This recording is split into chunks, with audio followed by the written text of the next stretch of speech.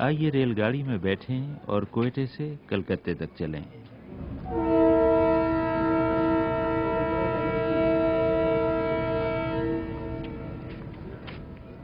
कोयटे से हमारी गाड़ी चढ़ती हुई कोलपुर तक गई और फिर कोलपुर से उतरती हुई मछ आ पहुंची।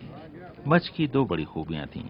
एक तो ये कि इलाके में कोयले की जो बहुत सी कानें हैं, उनसे निकलने वाला कोयला मालगाड़ियों में लादा जा रहा था। दूसरी ये कि 1935 के कोयटे के तबाहकुन जलजले का मरकज यहीं था। बहुत से मुसाफिरों के साथ मैं भी प्लेटफॉर्म पर उतर गया। यहाँ कुछ नौजवान मिले।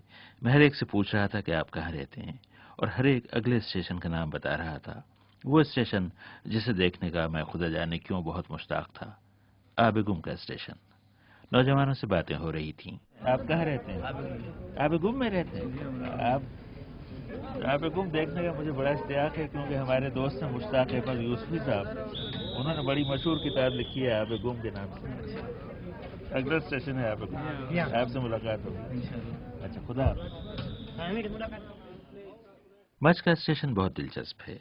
ये रेलवे लाइन के किनारे नहीं है, बल्कि ट्रेन असल लाइन को छोड़कर पहलू में पड़ी हुई दूसरी लाइन पर चली जाती है और ऊंचाई की तरफ जाती है। तब मछ का प्लेटफॉर्म आता है। फिर वहां से फरागत पाकर ट्रेन आगे नहीं जाती, बल्कि पीछे उतरती है। पीछे लौटकर ये दोबारा असल पटरी पर आती है और एक बार फिर आगे रवाना हो जाती है। मछ में जहां हर तरफ कोयले के अंबार नजर आ रहे थे, वहीं कच्चे पक्के मकान भी दिखाई दे रहे थे। औरतें बावर्ची खानों में खाना पकाती और बच्चे खाने के इंतजार में खेलते नजर आ रहे थे। घरों से बहकर बाहर आने वाले पानी के किनारे बेलें उगाई थीं, जो पथरीली दीवारों पर चढ़ा दी गई थीं। मछ से पहले वीराने थे। उन वीरानों में अगर कोई इंसान नजर आता था, तो वो रेलवे के थके मांदे मिस्त्री और कारीगर थे, जो खुदा जाने कैसे वहां उजाड़ इलाकों में पहुंचकर रेलवे लाइन को ठीक ठाक करने में मसरूफ थे। मछ के बाद छोटे छोटे गांव आने लगे। मकानों की दीवारें रेतली मिट्टी से लिपी हुई थीं। कुछ दूर जो पहाड़ थे, यूं लगता था कि उन पर भी बिल्कुल मकानों वाली मिट्टी पोती गई है। बावर्ची खानों से धुआं उठ रहा था। बच्चे एक दूसरे को पकड़ने का खेल खेल रहे थे। हर बस्ती के बाहर उसका कब्रिस्तान था।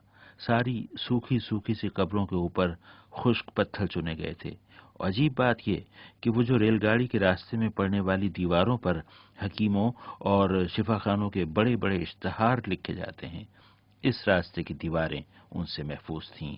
मुझे लगता है जब कभी कोई पेंटर इन बलोची देहात की दीवारों पर इश्तहार लिखने आता होगा, बस्ती वाले उसे मारकर भगा देते होंगे। उसका नतीजा ये हुआ कि पेंटर ने राह में बड़ी बड़ी चट्टानों पर हाथ साफ किया। एक चट्टान पर लिखा था, आंखों के लिए नायाब तोहफा मुल्तानी सुरमा। एक और चट्टान पर लिखा था, शहीदों का खून रायगा नहीं जाएगा। एक चट्टान पर पेंटर ने खुशखती का मुजाहरा करते हुए लिखा, सिपाही साहबा जिंदाबाद। अभी मैं सोच ही रहा था कि वो कौन जियाला पेंटर होगा जिसने इन वीरानों में आकर चट्टानों पर ये बातें लिखी होंगी कि अचानक एक छोटी चट्टान पर निगाह गई, जहां उसने खत्ताती का मुजाहरा करने के बाद अपना कलम तोड़ दिया होगा। चट्टान पर उसका नाम लिखा था, मजरूह पेंटर। ये नाम पढ़कर मुझे इत्मीनान सा हुआ। कुछ ये सोचकर भी कि चलो, मजरूह नाम की बड़े सगीर में दो बड़ी शख्सियतें हो गईं। इतने में आबे गुम आ गया। वही छोटा सा स्टेशन, वही अंग्रेजों के जमाने की इमारत, वही पुराने दरख्त, सामने कुछ ऊंची चोटियां, ढलानों पर आबाद बस्तियां, कुछ कोयले के अंबार और बेकार पड़ा हुआ पुराना टीन की चादरों का बैतुल खला। मैं ट्रेन से नीचे उतर गया। हस्बे वादा सारे मुसाफिर वहीं आ गए। उनमें से बहुत से आबेगुम के बाशिंदे थे। मैंने एक होनहार नौजवान से पूछा, आपकी बस्ती का नाम आबेगुम क्यों है? आबेगुम ऊपर से पहाड़ों से पानी आता है, इधर आके गुम हो जाता है। गुम या बेगुम यानी कि पानी गुम हो गया, यानी कि ज़ाहिरी माना इसकी यही है, बाकी ज्यादा अल्लाह बेहतर जानता है। कैसे भोले लोग हैं, इल्मी तहकीक का काम भी अल्लाह पर छोड़ते हैं। मैंने तो किसी किताब में पढ़ा है कि यहाँ पहुंचकर दरिया का पानी रेत में जज्ब हो जाता है और कुछ दूर जाकर दोबारा नमूदार होता है।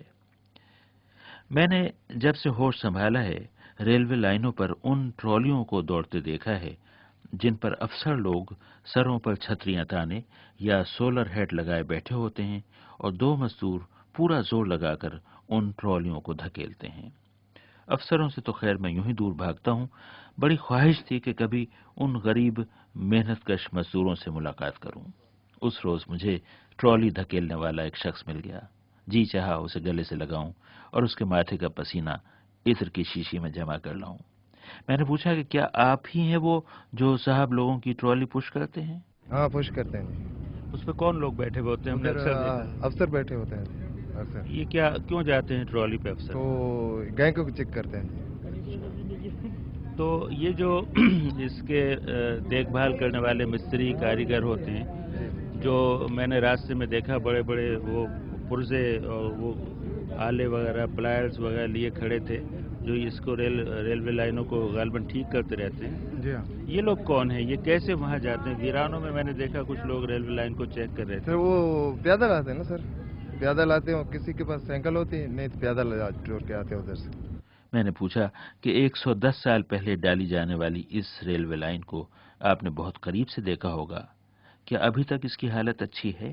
نہیں سر، ابھی وہی نہیں حالت، پہلے والی حالت نہیں ہے جو ابھی اب تو تو اس کے نیچے جو بھی- بریک ہے نا وہ تو گلا ہوا ہے بالکل ہی، گاڑی آتی دھڑکتے ہیں اوپر آتے ہیں۔ غریب مزدور نے جو بات سچ تھی کہہ دی۔ آب گم سے پھر میری ٹرین آگے چلی۔ راستے میں اوسے پور نام کا ایک چھوٹا سا اسٹیشن آیا، اتنا چھوٹا سا کہ ٹائم ٹیبل میں اس کا نام نہیں۔ گاڑی بھی وہاں نہیں رکی۔ کسی زمانے میں اسٹیشن کے آس پاس عوام کو تمام سہولتیں فراہم کرنا لازمی رہا ہوگا، چنانچہ اوسے پور اسٹیشن کے باہر وہی قدیم دور کا ٹین کی چادروں کا بنا ہوا ٹوائلٹ نظر آیا، جس کے 2 دروازے تھے۔ ایک پر انگریزی میں لکھا تھا مین اور دوسرے پر اصولاً ہونا چاہیے تھا ویمن، لیکن خواتین کے احترام کے پیش نظر اس پر لکھا تھا لیڈیز۔ اس علاقے میں کوئٹہ ایکسپریس نے جو راستہ طے کیا وہ میرے دل اور میرے دماغ پر نقش ہو کر رہ گیا ہے۔ راہ میں سرنگیں آنی شروع ہوئیں۔ ریل گاڑی بار بار سرنگوں سے ایسے گزر رہی تھی جیسے دھاگے والی سوئی بار بار کپڑے سے گزاری جا رہی ہو۔ یہاں ریلوے لائن، دریائے بولان اور بڑی سڑک پہلو بہ پہلو دوڑنے لگے۔ ریل گاڑی نے دریائے بولان کو 9 مرتبہ پار کیا۔ اس طرح یہ پٹری، دریا اور سڑک کبھی ساتھ ساتھ چلتے، کبھی آپس میں گھس جاتے، جیسے کسی لڑکی کے بالوں کی 3 لٹیں بنا کر چوٹی گوندھی جا رہی ہو۔ دونوں طرف دریائے بولان کے اونچے پہاڑ تھے۔ گاڑی کا شور گونج رہا تھا۔ دریا کے دوسرے کنارے پر سڑک تھی اور مال سے لدے ہوئے ٹرک ایڑی چوٹی کا زور لگاتے ہوئے اوپر چڑھ رہے تھے۔ لیکن جو دیکھنے کا منظر تھا وہ دریا کے کنارے پر نہیں، دریا کے اندر تھا۔ سوکھی ندی کی خشک تہہ میں خانہ بدوشوں کے قافلے چلے جا رہے تھے۔ مارچ کا مہینہ تھا، گرمیوں کا آغاز تھا اور یہ خانہ بدوش میدان چھوڑ کر اوپر بلندیوں کی طرف رواں دواں تھے۔ وہ آہستہ آہستہ چل رہے تھے جیسے انہیں کوئی جلدی نہ ہو۔ ان کے ساتھ ان کے اونٹ تھے اور بھیڑیں تھیں اور مرغیاں تھیں۔ بعض نے دریا کی تہہ میں خیمے لگا دیے تھے۔ عورتیں پکانے ریندنے میں مصروف تھیں۔ انہوں نے ریت میں سوکھی شاخیں گاڑ کر دھلے ہوئے برتن ان پر لٹکا دیے تھے۔ ان کے بچے چٹانوں کے اوپر چڑھے آتی جاتی ریل گاڑیوں کو دیکھ رہے تھے۔ مغربی سیاحوں کو مشورہ دیا جاتا ہے کہ ان خانہ بدوشوں کو قریب سے دیکھنا ہو تو مارچ کے مہینے میں دریا کی تہہ میں بہاؤ کے رخ پیدل چلیں تاکہ پورے راستے آمنا سامنا رہے۔ خانہ بدوش خوش اخلاق ہیں، کچھ نہیں کہتے، تصویریں اتارنے پر بھی اعتراض نہیں کرتے، البتہ ہوشیار، ان کے کتے بہت خونخوار ہیں۔ ہماری ٹرین جب تک پہاڑ سے اترتی رہی اس کی رفتار دھیمی رہی۔ کہتے ہیں کہ اس میں خاص طرح کے بریک لگائے گئے تھے تاکہ کہیں کسی ڈھلان پر گاڑی بے قابو نہ ہو جائے، لیکن اگر خدا نخواستہ یہ خاص بریک بھی جواب دے جائیں تو ٹرین کو تباہی سے بچانے کے جا بجا انتظامات تھے۔ تھوڑے تھوڑے فاصلے پر اصل ریلوے لائن سے شاخیں نکالی گئی تھیں جو اونچائی پر چڑھائی گئی تھیں اور آگے ریت میں دھس گئی تھیں۔ مقصد یہ تھا کہ ٹرین بے قابو ہو جائے تو اسے اس پہلو والی لائن پر ڈال دیا جائے اور وہ دھیمی ہو کر ریت میں دھس کر خود ہی رک جائے۔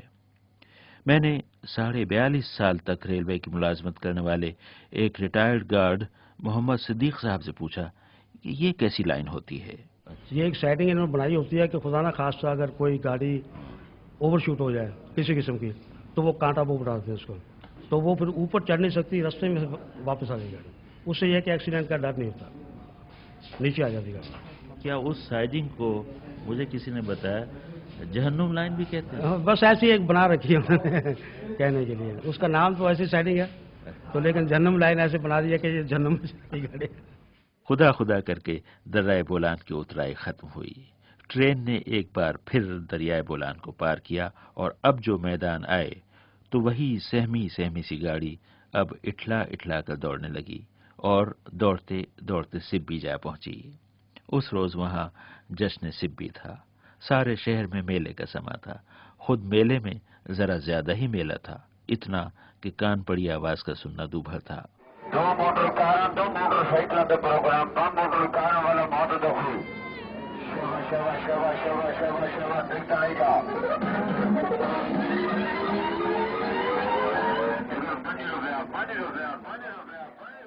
सारा शहर उमड़ कर मेले में आ गया था। यहाँ कभी सिब्बी दरबार लगा करता था, वो तो अब नहीं लगता।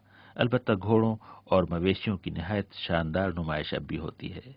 उस दिन वहां बलूचिस्तान की मशहूर बाग नाड़ी नस्ल के सफेद और सुरमई बैल लाए गए थे। ऐसा वजीह और शानदार बैल, और इतना वजनी और इतना बड़ा बैल कि आंखों में न समाये।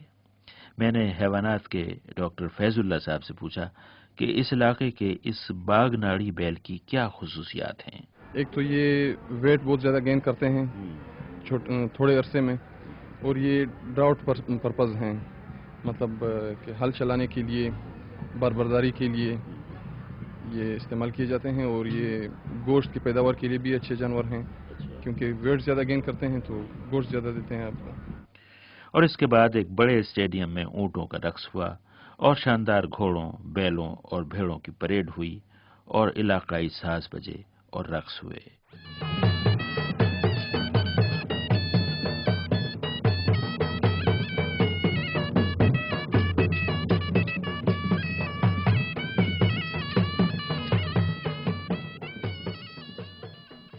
लेकिन जश्न सिब्बी में 9 उम्र लड़कों का रंग बिरंगे लिबास पहनकर लंबे चौड़े मैदान में कभी पाकिस्तान का नक्शा और कभी चांद सितारा बन जाना आंखों को भला लगा और कमसिन लड़कियों का तराना कानों में समा गया।